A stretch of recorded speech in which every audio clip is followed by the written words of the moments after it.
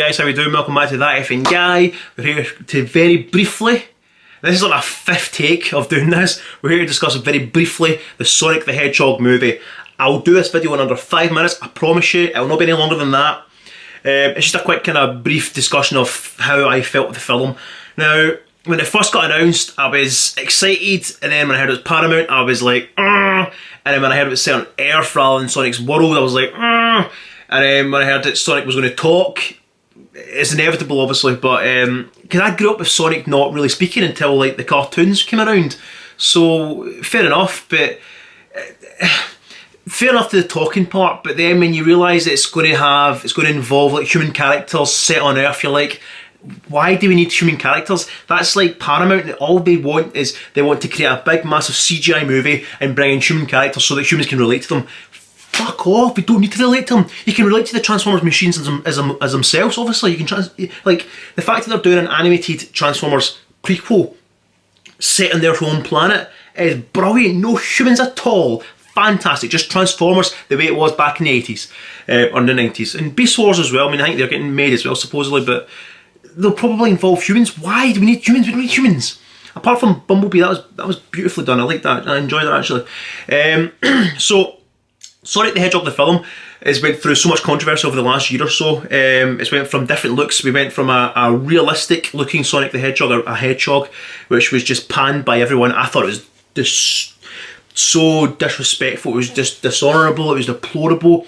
The first trailer with like Gangster's Paradise playing in the background. What the fuck? Come on, it's Sonic the Hedgehog. It's a kids film. It's a kids film. It's also nostalgic to older kids, big kids. For example, me. I mean, I wear my Pac-Man t-shirts. I mean, it's nostalgia. It's brilliant. It's beautiful. It's what you want. It's something you cherish from a child. And I love that song. I love that song. But to mix it, it just doesn't work. And then obviously they released the second trailer, and obviously Jim Carrey looked pretty cool as Dr. Robotnik. Not quite Robotnik the way we know him, but very origin story. So we thought, okay, fair enough, we'll take it back to the beginning.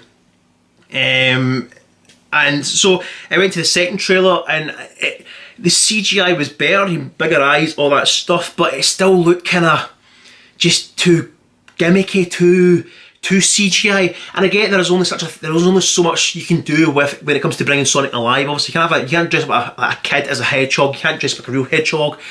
But I wanted it to look more realistic. Yeah, fair enough. If they had more time and money, they probably could have made it more realistic. But you know, fair play to them. Praise their way for the fact that they went back to the drawing board and redesigned Sonic altogether. But I think they could have went a little bit more realistic, maybe even motion captured a dwarf as, I don't know, it was still quite cool, but just the trailer didn't look, it was alright, it was better than the first trailer, and I spoke about that in one of my videos last year, I think it was, saying that Sonic looked shit, which it didn't look, it looked better, but it didn't look quite Sonic-y. Fast forward to now, the film came out, obviously it was short-lived in the cinema due to the coronavirus, fair enough. I was going to go see it because I heard obviously it get good reviews from critics, good reviews from fans. It made like 300 million at the box office. I thought, right, it's obviously doing no bad. I'll better go see it just to give it a wee watch and see what's happening. Obviously, nobody in my friends group wanted to go see it. Kirsty didn't want to go see it. Nobody wanted to go see it. So I thought, right, that's it, fair enough. I'll just wait till it comes out on DVD. Amazon Prime then step in and start doing their home release VODs, and one of them is Sonic. $13.99. I thought, right, I'm not paying $13.99. Literally on Sunday it was still $13.99, and then yesterday I go back on to buy a few things. I think I spent like 34 quid on like new movies on Amazon Prime. I know people are saying you can get it for free, just stream download illegally. I don't do that shit. I like to be legit. So yesterday it then went down to $7.99 or $4.49 for rental. So I thought, right, no brainer, I'll just buy it. So I bought it, and today I watched it. And I must admit, it was a pretty fun film. I mean, like, I trashed the film, like, so much that I'd obviously done a video saying Sonic looks shit. It was pretty good from start to finish. I mean, don't get me wrong, the story was very basic and just kind of rushed just to get things kind of introduced quickly.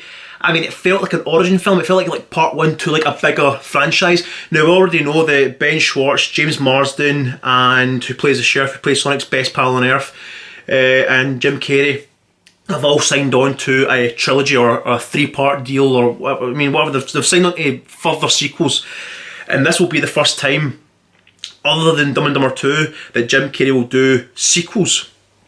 There's only one sequel that we all want, obviously, is in The Mask 2. We had The Mask 2, we had Son of the Mask, pile of shite. And that's how I thought Sonic would be. I thought it'd be like just that dumb, gimmicky, just piece of shit. But it was a fun film. Apart from the story not being alright, quite kind of quick and just kind of very childish, but it's still, there was a good few references, nostalgia to like us, the big kids. It was a good film. It was a fun film. It was fun, nostalgic, but they poked fun at like Jim Carrey being this kind of. Jim Carrey's Robotnik was so different than what Robotnik was in the games and the cartoons, whatever. He wasn't fat, he wasn't bald, he had a big fucking stupid moustache. It was the kind of like Robotnik Year 1. And then obviously we had the wee Robotnik tease at the end when he was on the mushroom planet. He's shaving his head, he's got the crazy moustache, and basically he's going to go to town, he's going to go back and take down Sonic. He's going to find a way to get back to Sonic. And then the fact that Sonic christened him Eggman was pretty cool. I was like, oh, that's pretty cool. I picked up that straight away. I was like, oh well, that's how they call him, Eggman. Yeah, fair enough. And the fact that even the final battle like was pretty kind of like aligned to the way that like a final level in like each Sonic game where he fights Robotnik on his big ship or his wee kind of ship. The only thing that's missing is the ball and chain that comes swinging back and forward, and they actually had that in like the end like credits. They had like, it was all like the Sonic cartoon, and obviously it was like directed by all kind of shit, and had Jim Carrey's Robotnik doing the boom boom boom the bomb, and Sonic hitting off and just kind of doing the shit that he done in the game, and that's pretty cool. And then there was an end credit sequence or mid credit sequence which was Tails. Tails is actually coming into the Sonic universe. Now I knew about Tails already, so I knew that he was coming. It was either, well, I originally got told it was either Tails or Knuckles. And then someone said, oh, Tails is here. I knew there was something because everyone was going off their tits like, don't. And I thought, oh, something obviously happens, either Tails or Knuckles. And it was Tails. And I was like, okay, fair enough. I wish I'd kept that surprise, but when you talk about movies and news and stuff like that, nothing's really a surprise. Well, there's a few things I just think, nah. But because I wasn't really giving a shit about Sonic, I was like, let's just hear it. What's happening? Oh, Tails, and oh, well, that's pretty cool.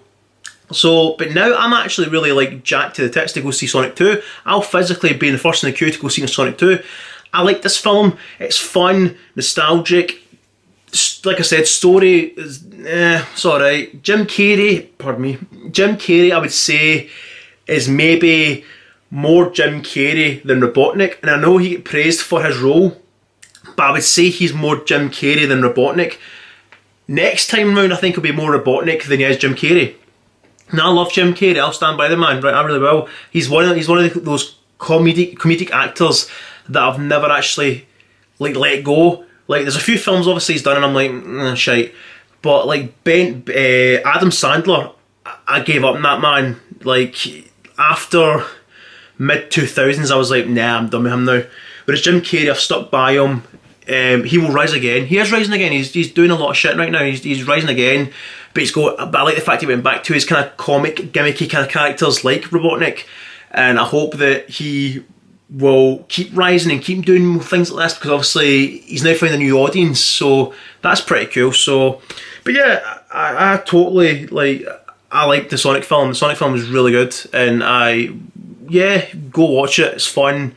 It's dumb and. It's like an hour and 40 minutes long, so it's not as if you're really like losing like a whole 2.5 hours of your life. So go watch it and download it illegally or buy it. You know, be a good boy and buy it like I did, or good girl, sorry. You know, but yeah. So peace.